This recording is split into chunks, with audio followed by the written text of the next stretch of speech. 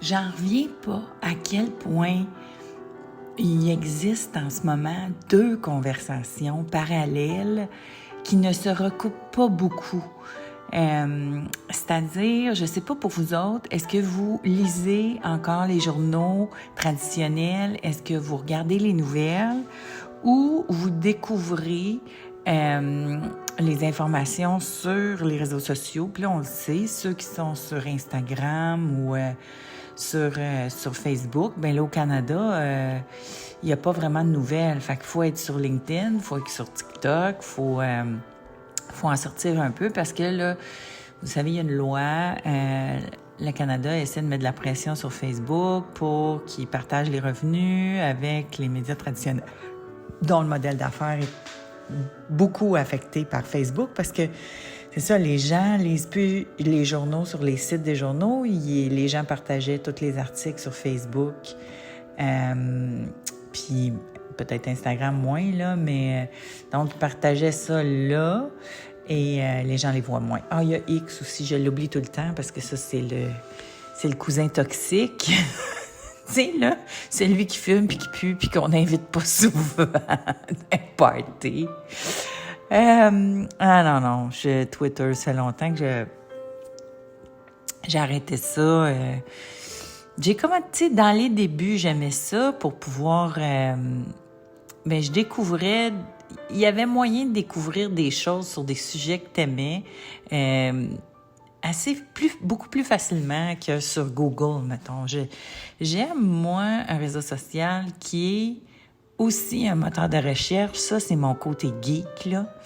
Alors, bref, il existe 2 mondes. Il y a des nouvelles que vous avez peut-être pas vu passer. Là, je vais parler au monde d'un bord puis de l'autre. J'ai retenu quelques nouvelles aujourd'hui, puis c'est de ça que j'avais le goût de vous parler.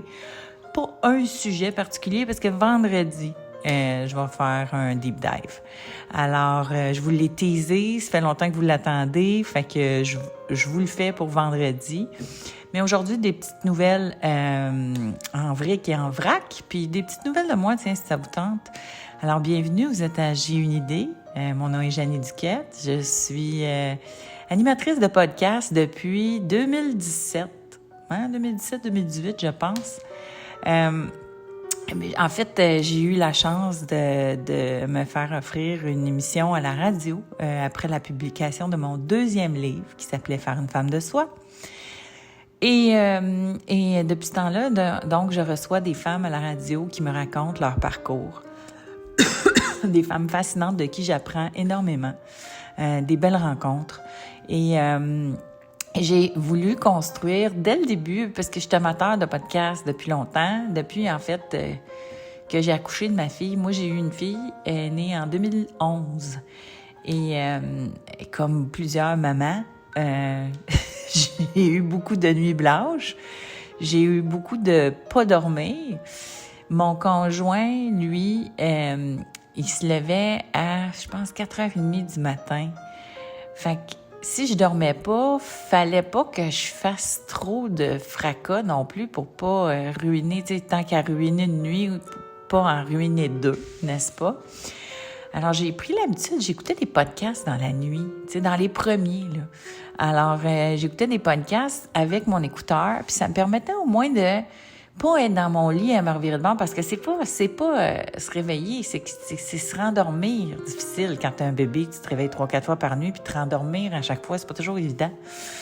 Fait que j'écoutais des podcasts, je me sentais utile, j'écoutais énormément de TED Talk, qui étaient disponibles en podcast à l'époque, mais aussi plusieurs podcasts là dont je me souviens.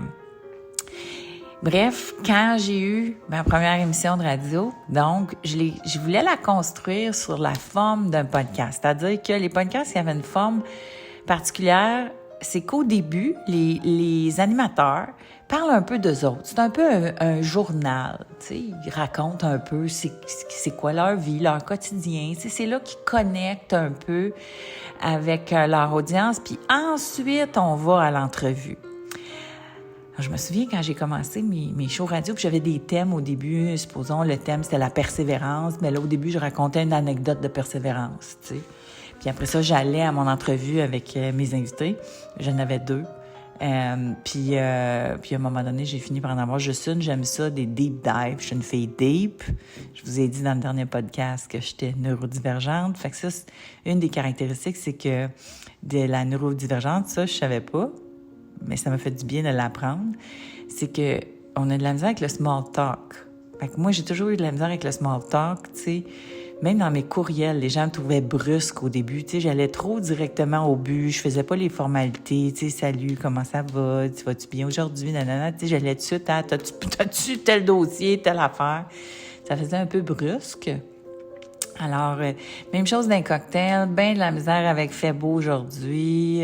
Comme, tu sais, comment ça va? C'est beau ici, fait frais, fait chaud. Ben de la misère avec ça. Alors, j'avais le vino facile dans les cocktails, justement, pour noyer l'ennui, hein? Et donc, c'est ça, je fuyais les conversations de surface. Donc, j'aime le deep. Alors, m'en va où avec ça, moi? Hein? J'étais rendue où? Je vous contais quoi par rapport à ça? Mais je vous disais que c'est ça. J'aime les conversations profondes. Donc, c'est pour ça que je suis passée en 1 heure, 2 invités à une seule invitée pour pouvoir aller plus profondément dans son parcours. J'ai vécu des moments formidables. Puis, ce que j'ai remarqué le plus, c'est que les femmes d'affaires, exemple, ou les leaders dans différentes communautés, c'est pas des gens qui font des médias tous les jours. Donc, souvent, elles n'ont pas conscience de l'ampleur de ce qu'elles ont accompli.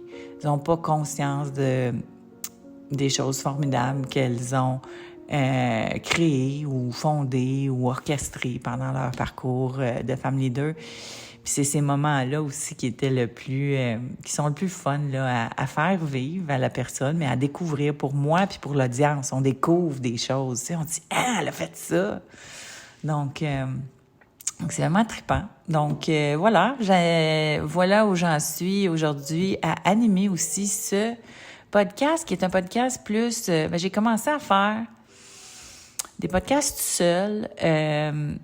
Écoute, c'est arrivé de même, là, à un moment donné, tempête de neige, une invitée qui vient pas, qui est vraiment pris, là, tu sais, dans la neige, puis tellement une grosse tempête de neige que pour la première fois à la station, il me demande, Janie, faut que tu fasses la météo aussi. Tu sais, moi, je fais pas la météo. D'habitude, je fais mes entrevues, tu sais. Alors, Janie, faut que tu fasses la météo parce que là, il y a trop de monde en merde. Fait que j'ai fait mon émission toute seule, puis je faisais mon top femme annuel. Hein? J'ai fait le top femme. Je fais ça à chaque fin d'année, les femmes qui se sont démarquées selon mon radar. Puis là,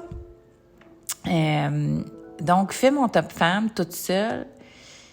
Puis, moi, je suis de même. J'ai comme un ressenti.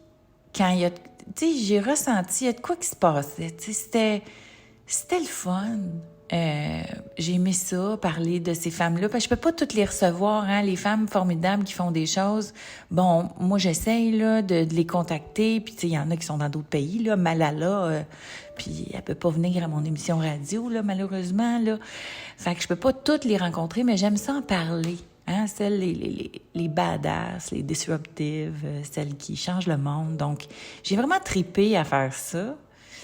Puis je me suis pas sentie perdue à être toute seule au micro, au contraire. Fait que j'ai vécu de quoi, puis j'étais comme, c'est dans le ressenti, l'intuition, hein, tout le monde. C'est pas dans la tête, c'est dans le ressenti. Puis je me suis dit, ça va peut-être mener à quelque chose, ça. Puis aujourd'hui, vous voyez, je fais ce podcast-là, j'ai une idée pour vous parler d'histoire. De femmes et d'hommes, de projets extraordinaires qui, en fait, mon objectif, c'est de vous donner des outils qui peuvent vous être utiles à vous aussi, mais sans vous faire les 3 raisons pourquoi. Non, moi, je vous raconte des histoires, puis de là, il y a sûrement peut-être des choses que vous pourrez appliquer dans votre propre... rayonnement, que ce soit, c'est ça, la gestion de votre notoriété, crédibilité, visibilité, carrière, et avec une intention aussi peut-être ultimement de faire des communications, que vous soyez propriétaire d'entreprise, professionnel, que vous ayez une passion pour quelque chose. Bref. Fait qu'aujourd'hui, j'avais quelques petites choses c'est des choses qui pourraient faire l'objet d'un seul podcast, mais ils n'avaient pas idée dans la semaine, le nombre de fois que je pense à vous autres, puis que je me dis, là, je pourrais parler de ça. Là, je pourrais parler de ça.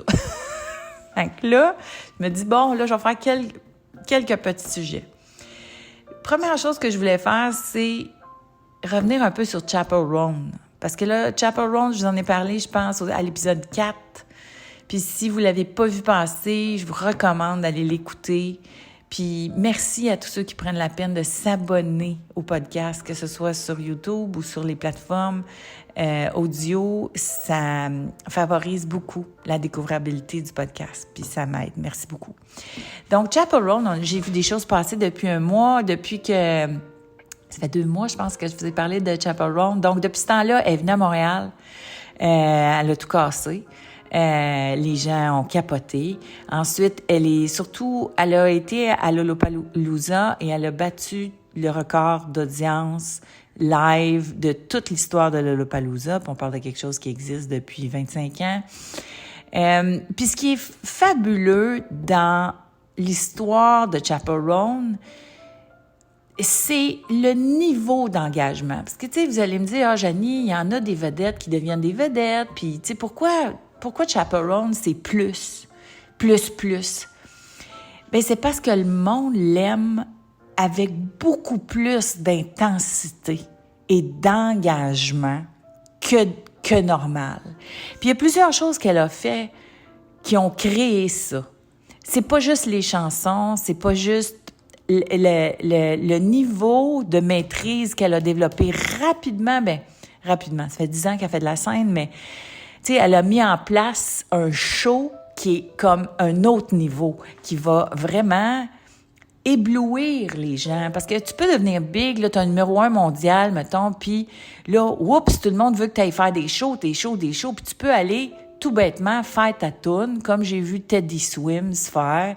Tu sais, vous avez vu Teddy Swims, il est venu à Osheaga. Puis écoute, les images que j'ai vues, c'est Teddy Swims avec son kit Teddy Swims, c'est-à-dire un peu tout croche, qui fait sa toune point, là, tu sais, avec son micro. Je veux dire, il n'y a pas d'orchestration particulière, il n'y a pas de mise en scène particulière, il n'y a pas de wow, il y a juste je fais mon show old school, puis ça, tu sais, Teddy Swims, il est meilleur quand il s'en va faire des guests sur les nombreux comptes d'influenceurs de musique là, qu'il y a sur le web. Il est bien meilleur quand il fait ça, parce que ça, la scène, en tout cas, moi, j'ai pas trippé de ce que j'ai vu. Peut-être que vous allez me dire, Janie, mais Chappell Roan, elle, qu'est-ce qu'elle a fait? Les costumes, les thèmes, elle écrit à ces gens, telle ville, habillez-vous tout en rose. Tu sais, il t'arrive d'une foule de 100 000 personnes qui est tout habillée en rose. Tu vis de quoi, là? Tu sais, je veux dire, il y a quelque chose qui t'unit puis qui te fait triper, tu sais, il y a comme une ambiance, c'est plus que ça, tu sais. Tu t'en vas vivre une expérience quand tu vas voir Chappell Roan. Elle a inventé une danse qui va avec Hot to Go. Puis là, mais tout le monde qui chante Hot to Go en même temps, dans la même pièce, il y a quelque chose, je dirais même, de spirituellement fort qui se passe quand une foule fait toute la même affaire dirigée vers une personne. Cette expérience-là est intense. Fait que ça crée de l'engagement intense. T'as pas juste vu un show de Chappell Roan, t'es embarqué dans l'univers de Chappell Roan, puis tu tripes dessus. Fait que c'est avec des paroles qu'elle a créées, avec des moments. Puis c'est vraiment sa scène que ça s'est passé, hein, d'une ville à l'autre, puis d'un word of mouth à l'autre. Mais là, ce que ça a créé, c'est l'envers de la médaille. Là, on a vu cette semaine en particulier, on a vu 2 choses qui sont passées sur le web. Il y a Adele qui a parlé de Chappell Roan, hein, qui a dit « Hey gang », pendant un show, il y a des gens qui ont filmé ça, elle a dit « Écoutez », elle dit lundi passé, elle dit « Je suis tombée dans, on appelle ça le rabbit hole, hein, je suis tombée dans le rabbit hole des réseaux sociaux, puis j'ai découvert Chappell Roan », puis elle dit « Je me suis mis à tout découvrir, qu'est-ce qu'elle fait, cette fille-là, puis elle dit « Attends une minute, elle a pas juste un hit, cette fille-là, elle a 7 méga hits ». Tu sais, quand Adele dit ça de toi, c'est comme « Wow, on se peut plus ». Puis tu sais, il y avait déjà Elton John qui avait donné son ascendant, là. Donc Adele, puis là, Adele dit aussi quelque chose que Chappell Roan a dit elle-même en show. Elle a dit « Vous savez, c'est dur de devenir une vedette. c'est dur ce que je vis. C'est pas juste beau, là, c'est dur. Parce que ce niveau d'engagement-là, là, le monde qui capote sur Chapel, là, ben ça vient avec des fans finis qui sautent dessus dans la rue, qui demandent viens ici, fais ça, viens ici, fais ça. C'est très demandant quand le public tombe en amour avec toi. Tu sais, je le sais, moi, j'ai été à côté de gens qui sont passés d'inconnus à je peux plus aller au restaurant parce que tout le monde vient de parler, là, puis tout le monde t'interrompt pendant que tu manges, puis tout le monde veut. Puis ils n'ont pas toujours conscience qu'ils te dérangent puis que tu n'as pas été capable de manger une bouchée pendant que tu étais là pendant 3 heures au restaurant, là. Fait que, tu sais, tu veux être là, tu veux être avec le monde, mais souvent vient une période d'ajustement où cette grande popularité puis les gens qui veulent a piece of you, comme on dit, il y en a qui s'enferment chez eux pendant 2-3 mois, là, tu sais, s'ils n'ont pas de show, ils sortent plus, ils vont plus faire l'épicerie, ils font plus rien, c'est trop pour eux autres. Puis il y en a d'autres qui peuvent, tu sais, qui finissent par s'adapter puis s'ajuster. Mais à la base, il faut que tu aimes le monde, là. Parce que si t'aimes pas le monde, là, tu vas craquer, puis c'est ce qu'on appelle des one-hit wonder, là. Le monde qui vont pas vouloir vivre avec cette reconnaissance, puis le public qui vient te parler, puis tout ça...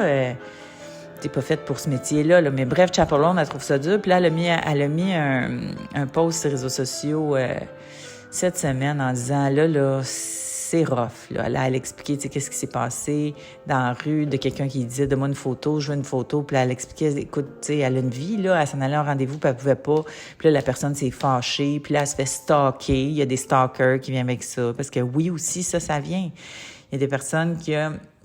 Même nous autres, on l'a vécu là au bureau, il y en avait des gens qui avaient des enjeux de santé mentale puis qui pensaient qu'un de nos chanteurs, c'était Dieu. Puis il était sérieux, là, c'est Dieu, puis il m'a parlé dans la nuit, puis il m'a dit telle affaire, puis etc., là, tu sais, c'est comme... Fait que, tu sais, il a fallu qu'on se construise une liste de ressources, hein, qu'on pouvait diriger les gens vers ces ressources-là. Donc, tu sais, avec un niveau de célébrité élevé vient certain âgé. C'est pas pour rien que vous voyez, tu sais, des gens qui, tu sais, là, Chapel Roan, ça y prend une sécurité 24/7, puis ça y tente peut-être pas, hein. Il y a des gens que ça leur tente pas d'avoir de la sécurité. Ça leur tente pas d'avoir à appeler le chauffeur à chaque fois qu'elle veut sortir de la maison avec la sécurité. Tu sais, la liberté est brimée. Fait que ça vient avec plusieurs choses. Fait qu'Adèle a parlé de ça, Chapel en a parlé elle aussi. Donc, elle vit l'envers de ce qui vient avec cet énorme engagement-là. Puis si elle est faite pour ça, puis si elle est assez forte, puis si elle est assez bien entourée. Puis là, j'ai vu ce qu'elle a fait en show. Tu sais, là, elle a commencé à s'entraîner. Elle a des bodybuilders qui font partie de sa tournée. Fait que tu vois qu'elle prend soin de son corps, qu'elle prend soin de son esprit. Ça, là, c'est quelqu'un là, qui veut être prête. Tu sais, Pink, elle a fait pareil. Elle est devenue big. Elle a dit, parfait, elle va prendre soin de moi. Je vais être prête, tu sais, pour recevoir l'énergie de 100 000, 200 000 personnes. Parce qu'il faut que tu sois faite fort, là. Alors, prennent soin d'elle, puis ils vont, là. Fait que, tu sais... faut se préparer à ça, puis elle le fait. Alors, ça, c'est une petite nouvelle de Chapel. Petit retour sur Taylor Swift aussi. Donc, Taylor Swift, en ce moment, c'est clair, net et précis que Taylor Swift, comme je vous l'ai dit à l'épisode sur Taylor Swift, comme ce qui vaut le plus cher dans toute le business case de Taylor Swift, c'est sa liste courriel, puis l'engagement de ses Swifties, parce que vous parlez d'engagement, elle en a des engagés, là. Ça vaut extrêmement cher. Et là, évidemment, il va y avoir une élection aux États-Unis. Alors, le poids et l'opinion de Taylor Swift devient une question d'élection. Et là, on a vu passer comme quoi Donald Trump essaie de manipuler, ou des fans de Donald Trump essayent de manipuler l'image de Taylor Swift pour qu'elle ait l'air de donner son appui à Donald Trump. Alors qu'il n'y a pas si récemment, j'avais entendu dire que je suis pas trop ça, là, les élections américaines. C'est très, très divisé, c'est trop divide and conquer. Il y a beaucoup de, tu sais, c'est plus du débat, là, c'est de la violence d'un bord puis de l'autre. Puis ça, moi, je suis pas obligée, OK? Je vais pas là. Alors, mais ça pour dire que l'opinion de Taylor Swift est extrêmement importante si elle décide de se positionner pour les élections, puis qu'elle dit à ses Swifties qui sont très, très engagés. C'est parce que, tu sais, c'est ça, quand tes fans ne sont pas très engagés, tu lui dis, allez voter pour un tel, ils vont pas sortir de chez eux. Mais quelqu'un qui tripe sur Taylor Swift, au point où il tripe sur Taylor Swift, ça a dit sort de chez vous puis va voter, là, des grosses chances. Des grosses chances qu'il il y a beaucoup de gens qui vont répondre à l'appel. Il doit y avoir énormément de pression sur elle pour prendre position. Ça, c'est de la pression, c'est du pouvoir, c'est beaucoup de jeux de coulisses. C'est beaucoup plus gros que parfois une chanteuse en a demandé, hein? Mais je pense qu'elle aussi est bien entourée là-dessus. Fait que c'est ce que je voulais vous dire par rapport à Taylor Swift. Donc, c'est une game de pouvoir qui se joue autour de cette femme puissante partout dans le monde. Bref, Donald ou Kamala. Puis là, c'est ça, j'avais vu qu'elle ferait peut-être un concert pour Kamala, mais je suis pas sûre. OK? Je peux me tromper.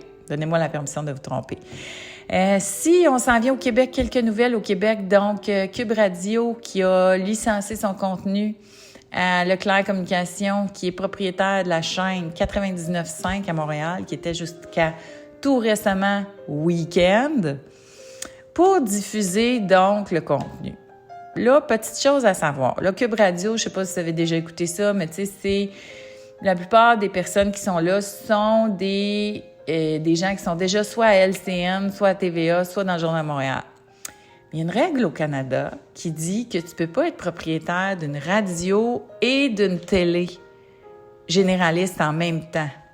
Je pense. C'est radio et télé et non pas radio et journal. En tout cas, là, ils sont propriétaires de radio, de télé et journal. Fait qu'ils pouvaient pas mettre le contenu de Cube autrement que sur le web. Mais là, avec cette entente-là, avec Leclerc Communications, ils peuvent diffuser maintenant sur les ondes normales, Cube Radio. Et donc, là, c'est de contourner la règle. Est-ce que ça va passer quand même? Parce que là, Québécois a, tu sais, maîtrise, tu sais, comme l'opinion, hein? Il contrôle, il y a un certain contrôle sur l'opinion de la radio, du journal, de la télé. Fait que c'est quand même important. Mais ce que ça a voulu dire, c'est que ça voulait dire que tout le monde qui était à Weekend, qui était une radio, un mix entre radio parlée puis radio de musique, tout le monde a perdu leur emploi. Alors, ce qui est triste, hein, c'est triste, toujours triste, là, c'est un médium, la radio, qui est comme ça, qui a toujours été cutthroat. Tu peux te lever le matin puis t'as plus de job, là. Fait que ce qui est cool avec Cube, c'est qu'Isabelle Maréchal retrouve son micro. Moi, je trouve ça important qu'il y ait des femmes qui aient des micros importants, des micros d'opinion. Alors, bien contente pour Isabelle. Et ceci dit, donc, ça a aussi fait que Patricia Paquin, on a su ce matin que Patricia Paquin, que j'aime beaucoup, qui est une grande professionnelle, qui a toujours été... tu sais, c'est une fille préparée, une fille qui a du métier, puis que le monde aime, puis qui... En tout cas, moi, tu sais, à l'époque, là, le grand professionnalisme de Patricia était reconnu, tu sais, que ce soit à la télé, que ce soit dans la radio, que ce soit les artistes, tout le monde appréciait beaucoup Patricia Paquin. Puis là, elle était au micro de Cogeco avec la belle Marie-Ève Janvier. Et là, écoute, elle s'est levée un matin, puis elle venait d'être tassée, parce que Marie-Pierre Morin, qui est devenue libre avec ce qui est arrivé avec Cube Radio, est allée... s'est fait offrir la job de Patricia. Alors, c'est triste. Patricia a pris ça avec tout le professionnalisme qu'on lui connaît. Mais je trouve ça triste. Puis, je lui souhaite de se retrouver un micro, une audience, parce que c'est une femme je trouve, qui est assez formidable. Alors, voilà ce que j'avais le goût de dire. Mais c'est ça, le monde de la radio. Je sais pas si vous saviez à quel point c'est cutthroat, là. C'est ça. C'est pas évident. Dernière chose que je voulais vous dire. Là, en ce moment, il y a un film dont tout le monde parle, qui est pas mal numéro 1 au box-office. Ça s'appelle It Ends With Us. Un film avec Blake Lively et Justin Baldoni. Blake Lively de Gossip Girl, Justin Baldoni de... tu sais, la série, là, Virgin. Jane the Virgin. Bon. Alors, il fait aussi un podcast, là, avec Liz Plank. Man, quelque chose. Bon, bref.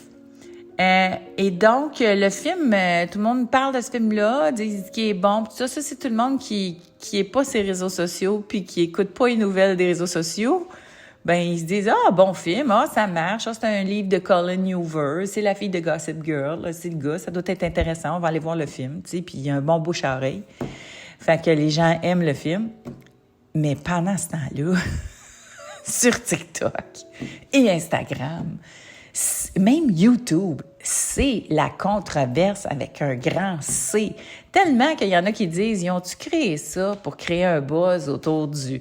Mais c'est que Blake Lively, là, est entrée, elle s'en va dangereusement dans le territoire de Jennifer Lopez, c'est-à-dire que là, il y a un gros backlash autour de Blake Lively par rapport à la promotion du film, parce que le film est un film dont le thème central est la violence conjugale.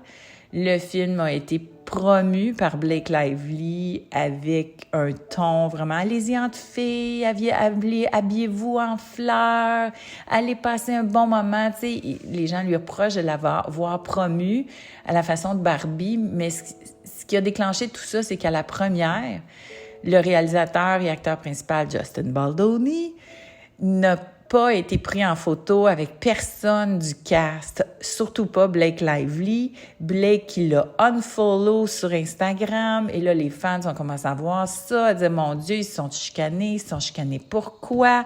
Là, Justin Baldoni qui a acheté les droits du livre puis qui a réalisé le film, apparemment, se serait fait un peu usurper son rôle par les producteurs qui sont Blake Lively et son mari, l'ultra puissant Ryan Reynolds. Et donc, il y aurait eu une guerre de coulisses là, qui a débordé et que les fans s'en sont rendus compte sur le web. Et si au départ, on blâmait Justin Baldoni a pris des bons relationnistes pour gérer ce qui se passait sur les réseaux sociaux parce que ça vous en prend, gang. Et là, le narratif est en train de changer. Ils ont ressorti des entrevues de Blake Lively où elle était désagréable avec les intervieweurs, puis ils commencent à avoir un gros backlash. Bref, il y a tout un film dans le film, comme on dit. Il y a tout un film qui se passe sur le web avec le gros débat de It Ends With Us. C'est ce qui me fait dire que souvent, il y a deux mondes entre ce qui se passe sur le web puis dans les journaux traditionnels. Puis si ça vous intéresse au niveau culturel, relations publiques, notoriété, tout ça, c'est pas mal de ça dont je vous parle. J'ai une idée. Et donc, je vais continuer de vous parler parce que j'adore faire le podcast. Merci. Aujourd'hui, j'ai lu les commentaires de Christiane qui a pris la peine de m'envoyer un courriel pour me dire ce qu'elle pensait du podcast. C'est très gentil. Merci beaucoup. Ça me fait très plaisir de voir que ça vous plaît. Dernière chose, allez voir la boutique. J'ai une idée. C'est une boutique maintenant, donc où je vous mets... Tu sais, je vous recommande des choses aussi. Je vais vous recommander des livres, je vais vous recommander des films, je vais vous recommander des choses que je trouve hot, mais je suis une fille qui aime les bonnes, tu sais, les bons deals, les bons produits aussi. Puis là, je vous ai parlé de... Je l'ai appelé mon bidule, là. Je devrais pas un étireur de cou. Parce que, vous savez, on a tout le temps la tête penchée par en avant, puis soit pour être sur notre téléphone, soit pour être sur notre ordi, puis ça crée des défauts de posture, des tensions, etc. Puis ce que j'ai trouvé, cet étireur de cou-là, qui est en vente, en ce moment, il est normalement 34,99. Là, il est 26,99. Là, en ce moment. Je vous mets le lien, là. Mais donc, et moi, j'adore ça. Ça donne un moment aussi pour ceux qui ont de la misère à méditer ou se prendre des moments de vide. On peut se coucher là-dessus. C'est un petit 5 à 10 minutes. Puis, ça fait un job, comme on dit. Moi, ça me fait super du bien. Puis aussi, j'ai beaucoup de mes amis et moi qui ont, depuis la pandémie, probablement essayé 18 sortes d'oreillers parce que tous nos oreillers, on les aime plus. Ah, mon téléphone, ça. Attendez un peu... Alors, désolée, est-ce que vous êtes toujours là? Oui, OK, parce que mon téléphone a sonné, désolée. Alors là, j'ai des oreillers, donc j'ai trouvé une oreiller extraordinaire après d'avoir essayé, là, sérieux, là, j'ai dû en essayer 10, puis ça marche jamais. Alors, j'en ai trouvé une pour mon cou, mais qui me fait du bien parce qu'elle est pas trop, tu sais, ils appellent ça « cooling ». Elle est super. Fait que je l'ai mis dans la boutique sur Amazon. C'est des produits que je vous recommande. C'est pas moi qui les vends. Vous achetez ça sur Amazon. Là, c'est juste parce que je souhaite vous proposer des choses qui sont des solutions que j'ai trouvées pour vous éviter d'acheter les 10 oreillers poches. Celle-là, elle fonctionne super bien. Fait que on se revoit vendredi pour un deep dive que je vous promets depuis un bout. Alors, je vous embrasse. À bientôt!